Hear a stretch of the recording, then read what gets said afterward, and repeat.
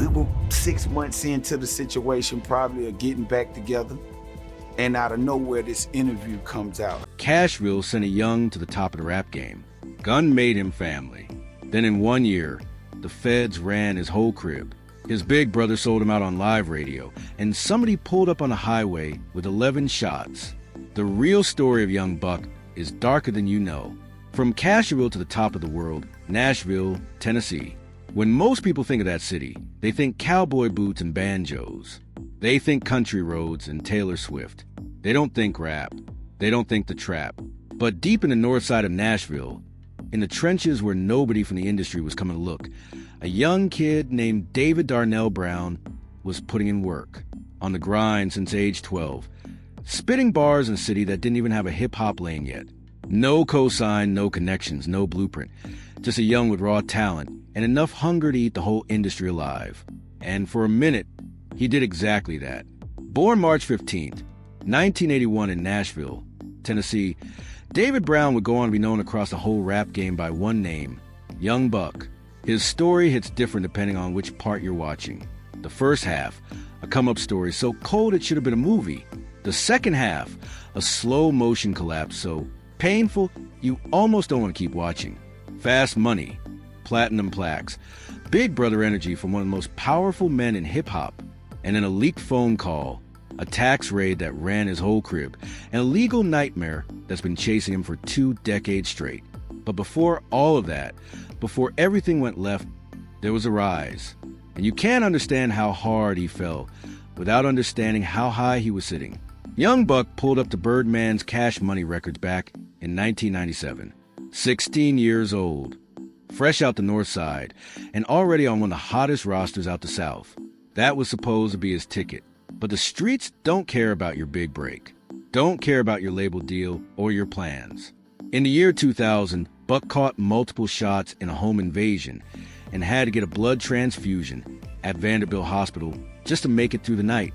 19 years old, laid up in a Nashville hospital bed, fighting for his life. That's not a bar. That really happened. But Buck got up.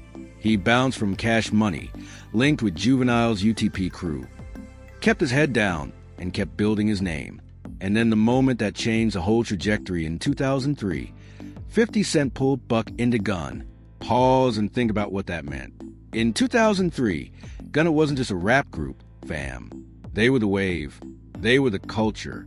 50 Cent had just dropped Get Rich or Die Trying and was running the whole industry. Lloyd Banks, Tonio.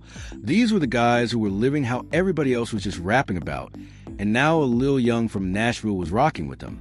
Cashville had never had a seat at that table. Buck built his own chair and sat down.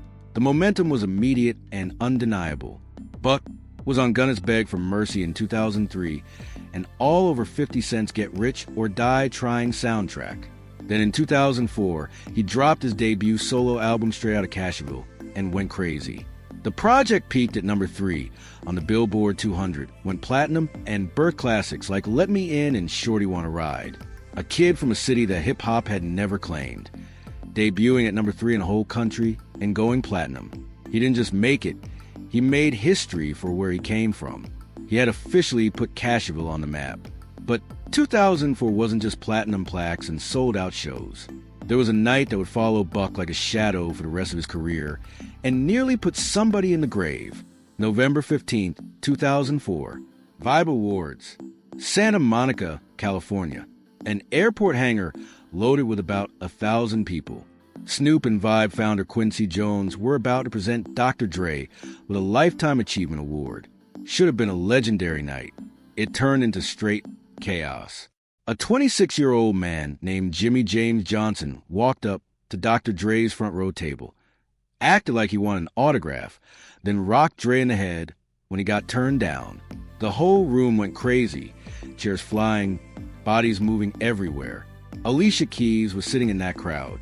The whole thing popped off in seconds, and young Buck, who had pulled up the show with Dre, was about to stand on the sideline and watch his OG get hands thrown on him.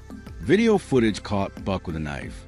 Eyewitness accounts, including from the show's own scriptwriter, Cho Hadari Coker, said Buck got into Johnson's chest during the melee. Johnson's lung collapsed. He was listed in stable condition. Buck dipped from the scene.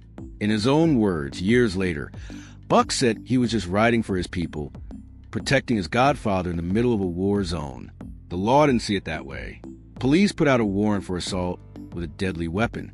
He turned himself in a few days later, posted a $500,000 bond, and caught the charges. By December 2005, he had worked out a deal. No contest of felony assault, likely to produce great bodily harm. 3 years probation, 80 hours of community service, no prison time on the streets. Riding for Dre like that was seen as loyalty on another level, a badge of honor in the culture. But underneath all of that, quiet and dangerous was a felony on Buck's permanent record. And in the years ahead, that felony was going to cost him everything. For now, though, the career was still moving. His second project, Buck the World, dropped in 2007 and opened at number 3 on the Billboard 200, back-to-back number 3 debuts. That ain't luck. That's a real artist with a real audience who was locked in. The music was authentic because the life was authentic. Buck wasn't cosplaying the struggle. He had been through it. But while the music was still running, something under the surface was cracking. The Buck the World era was when the Gunnett family started showing fractures. And it didn't start because Buck was out here doing anything grimy, at least not from where he was standing. It started with a business dispute between his manager and the man who had put him on. At the time, Shaw was the president of the company, the manager of me, Banks, and Yayo. He wore so many different hats, bro. The producer, he did everything. Shaw Money wasn't just a manager. He was the heartbeat of the whole operation. President of the label, producer, manager, all of it wrapped up in one. And more than the business to Buck, this man was his day one. Not only that, this is the only manager I know. Not only that, Shaw Money had became a best friend of mine. I'm the best man on this man's wedding. Now, sit with that for a second. 50 Cent is telling the whole Gunnett roster to cut Shaw loose. Banks and Yayo fell in line. But Buck looked at his best friend, the man he stood next to at his wedding, and said, nah, he wasn't cutting off family over a business dispute that didn't involve him. No different than I think 50 was, and I didn't know their situations was that serious to the point where I needed to fire Shaw. That loyalty, choosing his brother over his boss, flipped the whole script. 50 started freezing Buck out. While Banks and Yayo were on stage with 50 every night, Buck and Shaw were out there grinding Buck the World with no support, no platform, none of the machine behind them. And that's a major reason the second album didn't hit the way the first one did. It wasn't the music, it was the politics. The punishment was already underway, and this was only the beginning. Betrayal, a leaked phone call, and the day everything fell apart. There's a different kind of pain that comes from getting crossed by someone you actually love, getting played by an op. You see that coming. You're built for that. But getting done dirty by your big brother, somebody you broke bread with, laughed with, somebody you go to war for without even asking why, that cuts through the armor. That kind of wound don't close. Young Buck found that out the hard way in public with the whole internet watching. By early 2008, things between Buck and 50 had been ice cold for over a year. But then there was a window, a real moment where it looked like the whole family might be able to get back right. Buck tells the story himself, and it started with Shaw Money being the one to push the conversation after almost 12 months of silence between Buck and 50. So here it is one day in Phoenix, Arizona. Shaw tells me, yo, bro, we gotta put an end to this shit, bro. They were posted up in a van in Phoenix, Arizona. Buck hadn't seen 50, hadn't even spoken to him in close to a year. And when Shaw finally got him on the phone, Buck let his guard down completely. He got emotional, but he wasn't being soft. He was talking to his big brother, the real one, the one who had put him on when nobody knew Nashville could rap. So I looked at 50 as a big brother, and I did become emotional on that phone call. But there's nothing wrong with crying. And the call landed. Buck says 50's last words were something along the lines of, okay, we're going to get it together. We about to get this right. And just like that, the family was back on. They were back in the offices. Buck was back on the shows. Everything was moving the way it was supposed to move. Then an old interview came back to haunt him. Back in late 2007 and early 2008, Buck had given an interview where he said he had never once seen a royalty check or publishing money from his gun work. Everything he made came from hitting the road. When that headline landed on 50's desk 6 months into the reconciliation, it set off a chain reaction. Shaw jumped in to try to cool things down, putting out word that Buck had made over $10 million with Gun. We were 6 months into the situation, probably of getting back together, and out of nowhere, this interview comes out. But Buck says those numbers were never real. That was Shaw trying to put a lid on the pot before it boiled over. Not an accurate picture of what Buck actually saw. I ain't seen no $10 million, even though that's probably what I later to find out. 50 Cent grabbed that $10 million number and weaponized it, ran with it everywhere. The story became Buck got paid, blew all his bread, and now he's out here crying broke. That narrative spread like wildfire. Comment sections, interviews, radio, and Buck says not a word of it was accurate. Those were invented numbers. Shaw's attempt to plug the leak, not receipts from Buck's bank account. 50 hopped on Hot 97 and made it official, live on air in front of DJ Envy, Miss Jones, and Michael Shawn. April 7, 2008. You can take this as official notice. Buck was gone from Gun It. No conversation. No heads up, just a public body shot on the biggest hip-hop radio platform in the country. To Buck, this wasn't just a label situation. This was his family getting dissolved on live radio. But 50 wasn't done moving. He had one more piece to play. He leaked the private phone call. The exact same emotional conversation Buck had made from that van in Phoenix and put out for the whole world to hear. The internet heard Buck crying, heard him sounding vulnerable, heard him say he didn't want to be dismembered from the crew. It f***ed me up, bro. Honestly, because I looked at 50 as a big brother. And I did become emotional on that phone call. 2008 hip-hop culture was ruthless with that kind of thing. Showing any type of softness got you cooked. The clip was everywhere. Blogs, radio, people laughing at it like it was entertainment. It was a calculated move to make Buck look weak. Buck fired back with taped conversation, calling out that the only people who record conversations are the feds. But you can't unring that bell. And now with no gunner behind him, no shows, no budget, no infrastructure, Buck was solo. He tried to walk away from the label, but still owed albums on his contract. He was effectively blacklisted from major label deals. Nobody in the industry was going to sign someone locked in a war with 50 Cent in his prime, free but boxed in, out here on his own with no real runway. And back home in Nashville, where this whole story started, the streets were as dangerous as they'd ever been. March 4th, 2012. Early morning around 3 to 3:30 a.m., Buck was pulling out of Lab Bomba nightclub in South Nashville. His girlfriend, Kenetta Rainey, was riding with him. The night had already been spicy. There had been a scrap inside the club between Buck and some other guys. Security squashed it. Everybody left around the same time. Some of them didn't go home. They followed the Escalade. On Interstate 24, near the Shelby Avenue exit, a white Chevrolet Tahoe pulled up alongside Buck's truck and let off. 11 shots into the vehicle. 10 rounds didn't connect with anyone inside. One grazed Kenetta Rainey in the shoulder. Buck pushed straight to Vanderbilt University Medical Center. She got treated and was home the same day. Buck went dark for a couple days. Then he surfaced on Twitter with this. We all go through things in life.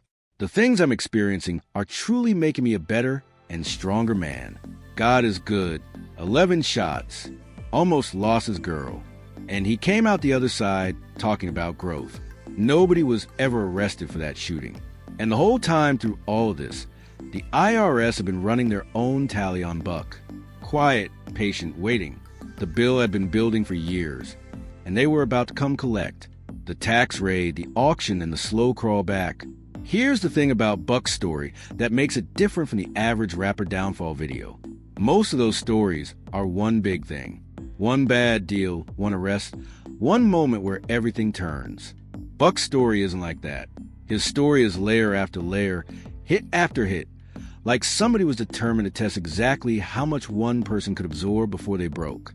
And right when you think it can't stack any higher, the feds pulled up to his crib and started taking everything inside it. Brown had unpaid federal income taxes going back to 2006, 2007, and 2008. The government had been sending notices since 2008 and 2009.